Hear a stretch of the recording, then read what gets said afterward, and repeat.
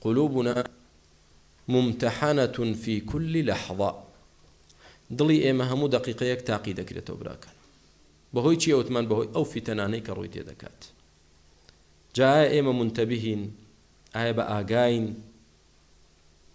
لەوانەیە لە یەکێک لەو لەحظانەدا فغلطة واحدة تؤدي بحياة قلبك إلى الموت والهلاك دڵمان بەخوا صباحا مساء بشو بروج أو دڵە تاقی دەکرێتەوە أنواع فتن وكوت من تعرض الفتن على القلوب فنا بخواي گەورە غەڵەتێک بکەیت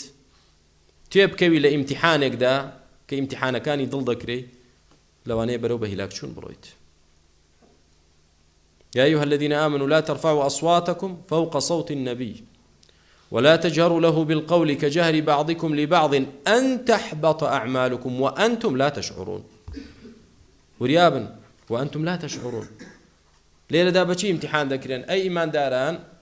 نەچن دەنگتان بەرزکەنەوە بەسەر دەنجی پێغەمبەری خوا عليه الصلاة والسلام ولا تجهروا له بالقول کە بانجی دەکەن دەنگ بەرز نەکەن یا محەممەد ئەوە نەکەن أن تحبط أعمالكم بزانە بەسەبەبی ئەو شتە کردەوەتان هەڵدەوەشێتەوە وأنتم لا تشعرون کەواتە چەند جار ئێمە لەوانەیە ڕاستی بووبین لە ئیمتیحانی دڵ فتنەیە کە خوای گەورە بۆمان دێنێ شتێکە دێتە پێشت لەوانەیە ڕاستی بووبین تێیدا و دەرنەچووبین وأنتم لا تشعرون كواتا دبي أقدار بن براكم القلوب تمتحن باستمرار وليبتلي الله ما في صدوركم وليمحص ما في قلوبكم خواي قورا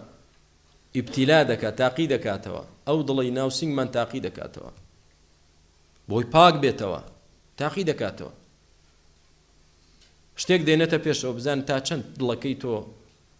ڕەدی دەداتەوە قبوڵی ناکات